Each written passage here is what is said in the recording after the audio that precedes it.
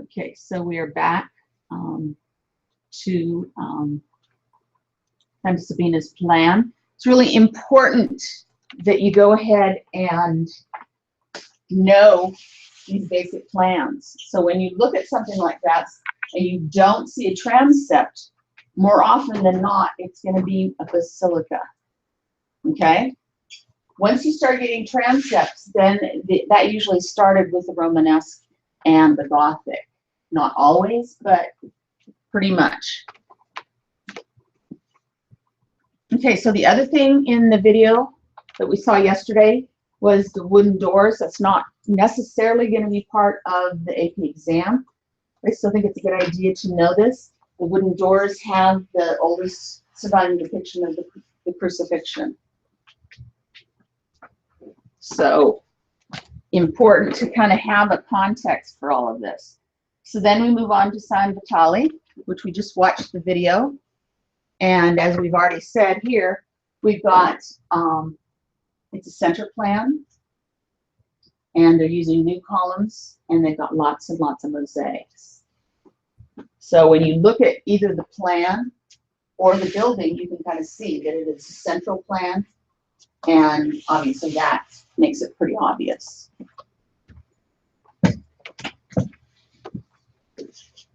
So then we look inside San Vitale. Faith, do you want to come and push the button through? Okay. So what was the purpose of Justinian building this church in Ravenna? We just saw that on the video. Did anybody we talked about power.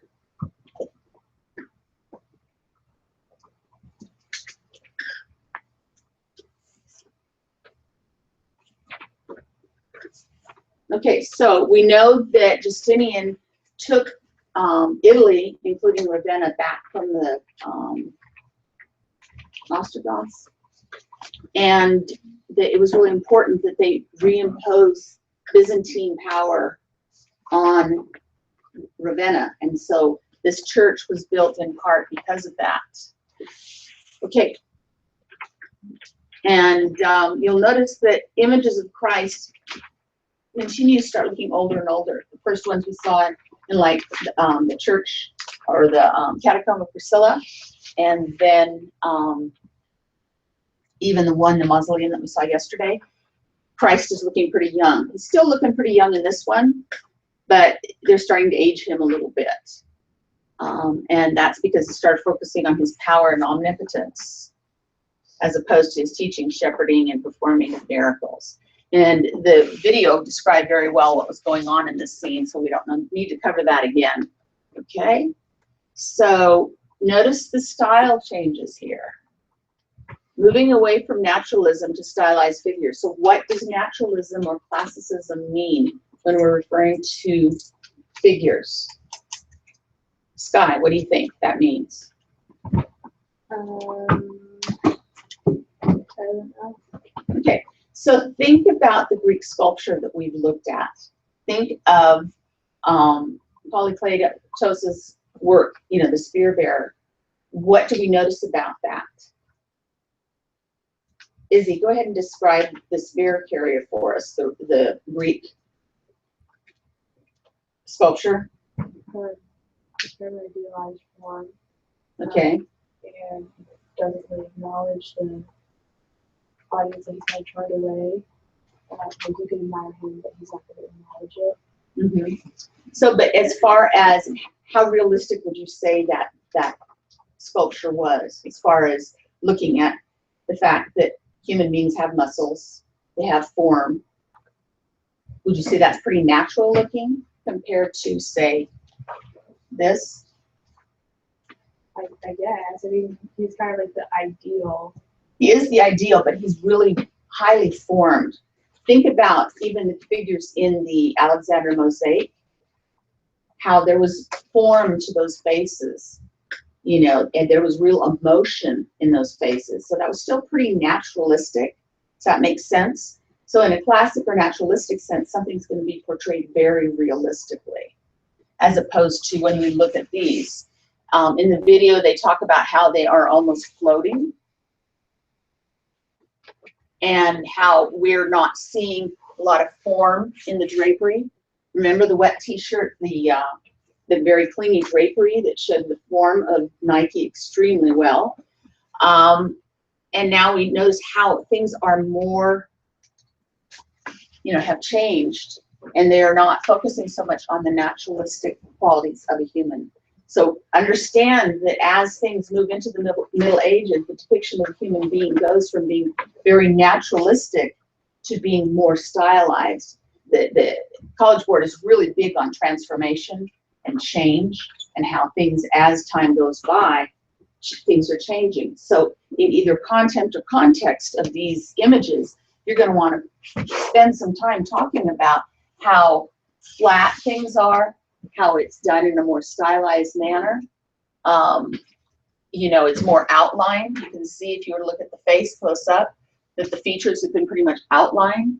Whereas even when you look at the features on Alexander and Darius III's faces in the Alexander mosaic, there's still a lot of modeling going on. They're showing the shape, the contours of the face. So that's a really important thing to know, because some of the questions that you'll get will have to do with naturalism versus being stylized. So understand what's happening here is we're getting a change. And you'll notice the change when we get to the, is it the Golden Haggadah? Anyways, it's the illuminated manuscripts where we've got, Rebecca at the well. Those figures are still fairly naturalistic compared to when we start looking at figures in other illuminated work. So as time goes by and we go into the Middle Ages, things start flattening out. They start getting less representational, becoming more symbolic. Let's go to the next one. So you can see that they talked about what the tesserae were made of. Know what tesserae is. We learned that first with the Alexander mosaic, but these tesserae are a little bit different because they're colored glass, and then they've also sandwiched gold between clear glass, which gives them that wonderful sparkle. So, okay. And then, so why were they in these mosaics? They aren't saints. What exactly is their role and why are they there? Yeah. They were the emperor and empress of the time. Okay.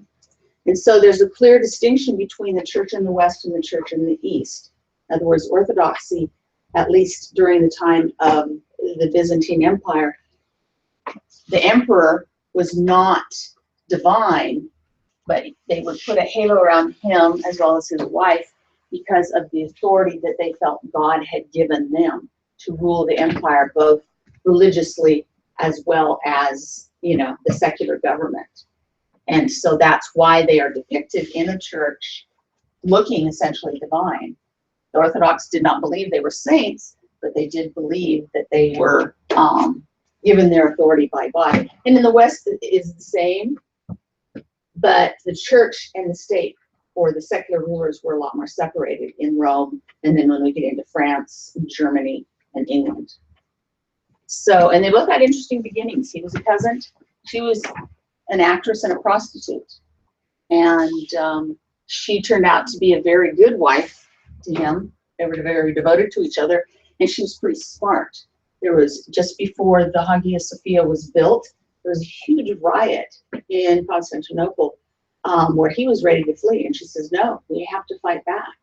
And they were able to regain control of Constantinople and the Byzantine Empire. And that's when they were able to have the Hagia Sophia built.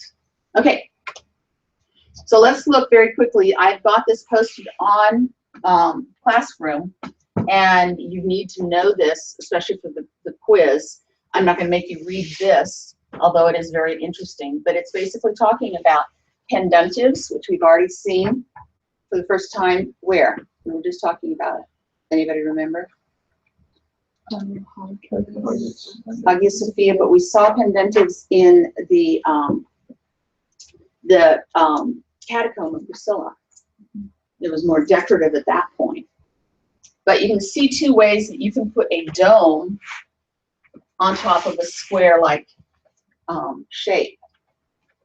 And this by far, I think, is better aesthetically as well as, you know, it makes for a nicer church. The squinches are these heavy items. So they're essentially taking, you know, a sphere with a little bit of a barrel and putting it on top of a square. Here, they're putting a sphere on top of essentially a bigger sphere that has then been cut out.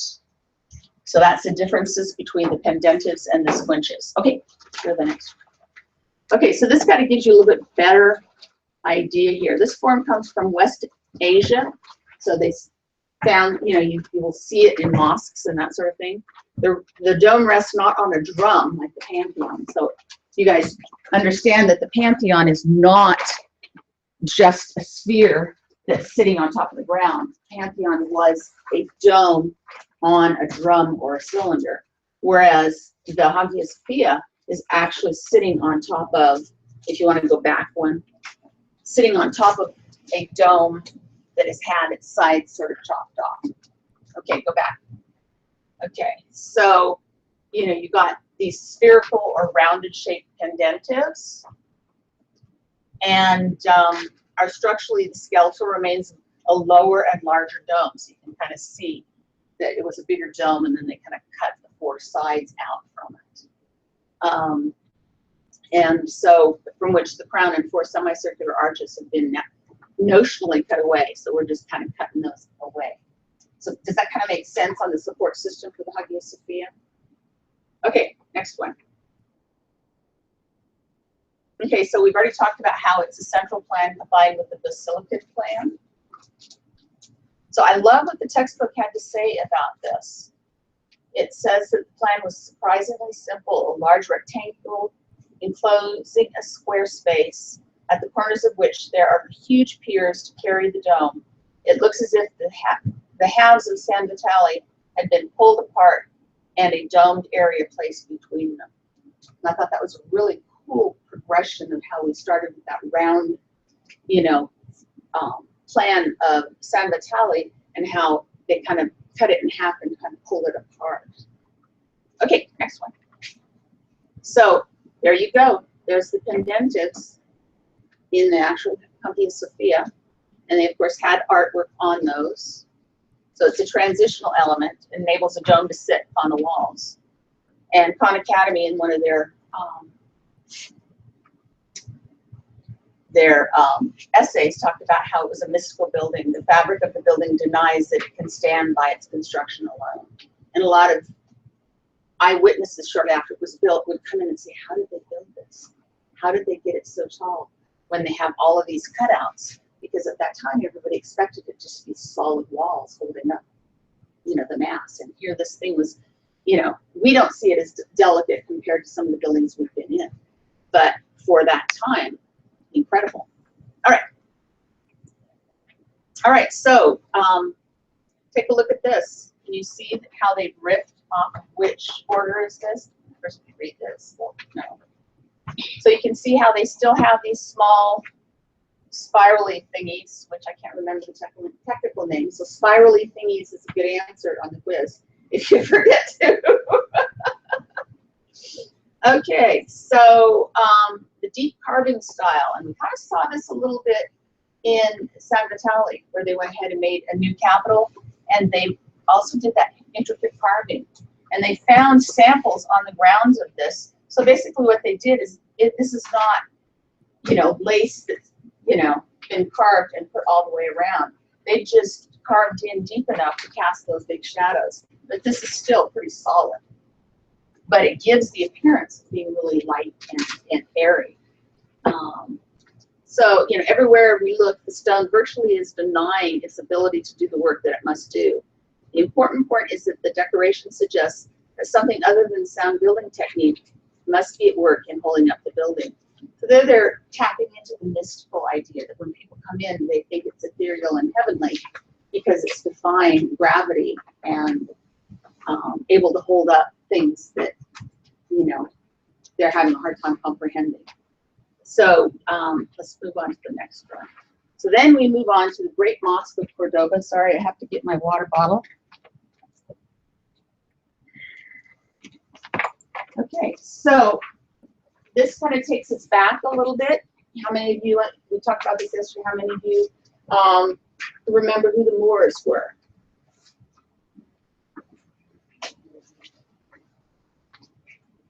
Okay, I heard some. What are you going to say? Back table. Got any thoughts?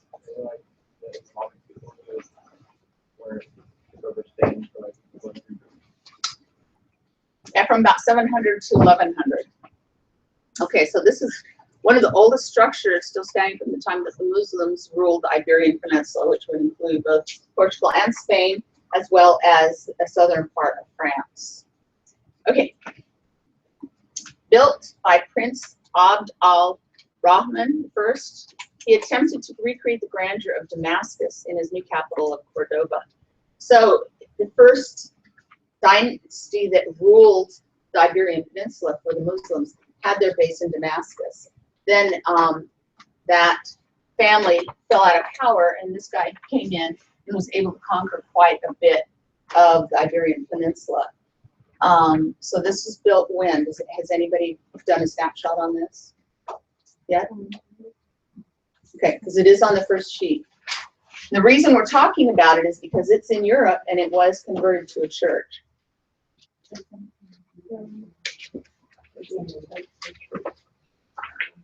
So what are you saying? 785 to 76. Okay. So it was expanded over 200 years, and it was comprised of a large hypostyle prayer hall. Why would we call this a hypostyle prayer hall? We saw another hypostyle hall where? Egypt. And it was a hall full of homes. Excellent. Okay. No, stay there. Okay. It seems magnified by its repeated geometry. It's built with recycled ancient Roman columns from which sprout a striking combination of two-tiered symmetrical arches formed of stone and red brick. And notice that once again, spolia is happening. They retrieved these classical columns from an older Roman building. Okay. And then the focal point in the prayer hall is the famous horseshoe-arched mihrab, or prayer niche. A mihrab is used in a mosque to identify the wall that faces Mecca, the birthplace of Islam in what is now Saudi Arabia. This is practical as Muslims face towards Mecca during their daily prayers. Okay. So the mihrab in the Great Mosque of Cordoba is framed by an exquisitely decorated arch behind which is an unusually large space the size of a small room. Gold tesserae, we've already met tesserae and gold tesserae in San Vitale. So it's got golden color backing. Creates a dazzling combination of dark blues, reddish browns, yellows, and golds that form intricate calligraphic bands and vegetal motifs that adorn the arch. Okay, we've touched a little bit on Muslim art. Notice that we're not seeing a lot of living creatures in here. We're not seeing pictures of saints or Muhammad or anything else. Does anybody know why that is? I think I've referenced it briefly in class, but you guys may not remember. Those of you who were in Art 1, you may have seen it in my Muslim art. We kind of saw a reference to it when we were talking about the anthropomorphic stela. Yes? Exactly. Yeah. So what happened is that the Moors did some incredible things that are still, you can see in Spain today, on the Alhambra is another thing, where they would do these repeated designs, which are sometimes called tessellations, which I believe has the same basis for tesserae. You know, where you have the repeating motif and that sort of thing. Okay, I digress. Okay, so then Cordoba returned to Christian rule in 1236 during what's called the Reconquista. The building was converted to Roman Catholic Church, culminating in the insertion of a Renaissance cathedral nave in the 16th century. The minaret was also converted to a bell tower and is adorned with Santiago de Compostela's captured cathedral bells, and we'll get to Santiago. So some people, one French ruler said they'd taken something very unique and put into it something that you can find in any town, and that was this Renaissance nave or cathedral, which for them was getting to be old stuff. But nonetheless, there is, you know, you can see we've got the vaulted ribbed arches, which we'll talk about more when we get to the Romanesque and the Gothic. So that was inserted into the mosque. Okay. So now we move on to the Church of Santa Foy. Okay, so this is a really good example of Romanesque architecture. And we'll probably go in a little deeper into Romanesque tomorrow. The church and treasury stand as a reminder of the rituals of medieval faith, especially for pilgrims. This church was an important stop on the pilgrimage route to Santiago de Compostela in northern Spain. Okay.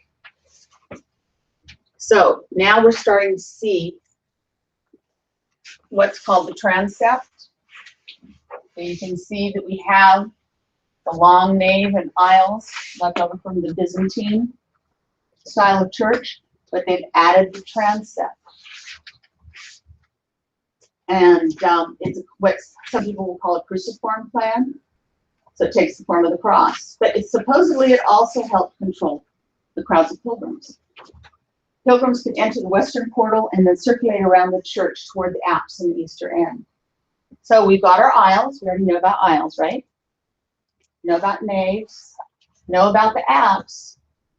So now we have the crossing or the transept. So that's the new addition to the form of the church. There's something called the ambulatory. What does ambulatory mean? Anybody know?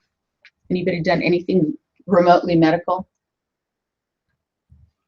Usually when you go into the hospital, they'll probably, one of the first things they'll put on your history is whether you're able to ambulate or able to walk. So what happens here is that the pilgrims could come in here, go down the aisles, and then you notice that they've started putting these little tiny mini apses off the big apse. And that's where they would put various relics for the pilgrims to visit. Okay, next one. Okay, the apse usually contain smaller chapels, like I just said. And the pilgrims would visit the saint shrines, particularly the sanctuary of Saint Foy. And they can circulate around the ambulatory and out the transept of the crossing. So you can see that we've got an aisle going down here, and then we have our apse. And then here's inset in here is an example of their most famous item, which I believe is next, or not. You want to flip to the next one? No, we're going to go back to pilgrimages. Really important to understand that during the Middle Ages, pilgrimages were, a huge, it was a big deal. So probably the most popular site other than Rome or Jerusalem was Santiago del Compostela. I'm going to get somebody else to read this for a change. So, Ryan, go ahead and read this for us. Santiago de Compostela is the capital of Northwest Spain's Galatia region. It's known as the culmination of the Camino de Santiago pilgrimage route and the alleged burial site of the biblical apostle St. James. His remains reputedly lie within the cathedral in Santiago de Compostela, consecrated in 1211. Okay. Matt, Imar, do you want to go ahead and read this one?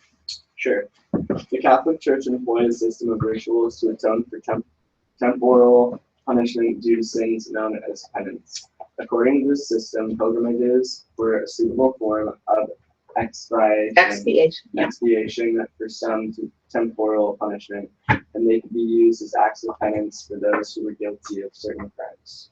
Okay, so the church, especially in the Middle Ages, could really control the population quite a bit with religion. Most of them were illiterate.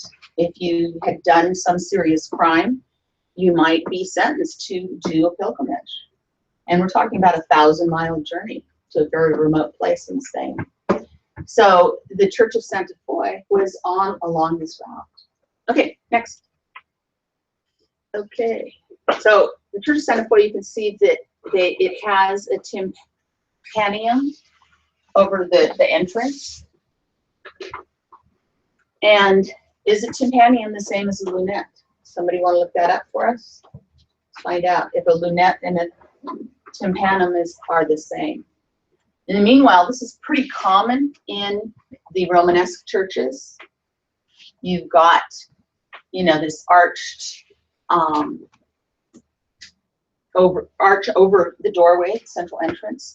And here we've got the Last Judgment. Okay, next one. So here you can see in the center is Christ. He's the judge. He sits enthroned with his right hand pointing up to the saved, while his left hand gestures down to the damned. This scene would have served as a reminder to anyone who entered the Church of Saint Foy about the joys of heaven and the torments of hell. Immediately on Christ's right are Mary, Peter, and possibly the founder of the monastery, as well as an entourage of other saints. Next. So between this is an arcade. So go back one. So now we're looking at all of this down here. You can see we've got two pediments. Pediments, remember, were that kind of pitched roof that we saw on the Parthenon. Okay, go back. Okay, so we've got, first of all, we have, this represents the house of paradise. And look at, they're all happy, sitting in a row, just, delighted to be there. On the other side of the pennant is a row of angels, and they're opening the graves of the dead. So you can see that they're opening the graves of the dead, letting people out. But notice what's happening here. As the dead rise from their tombs, their souls will be weighed. So their souls are weighed. Who else had something weighed when they went into the afterlife? Like the Egyptians. Okay, the Egyptians. So their heart was weighed against what? Excellent. Okay, they would have been admitted to heaven or hell. And hell is chaotic, disorderly. Notice how different it looks from the right-hand side of the tympanum. Okay, next.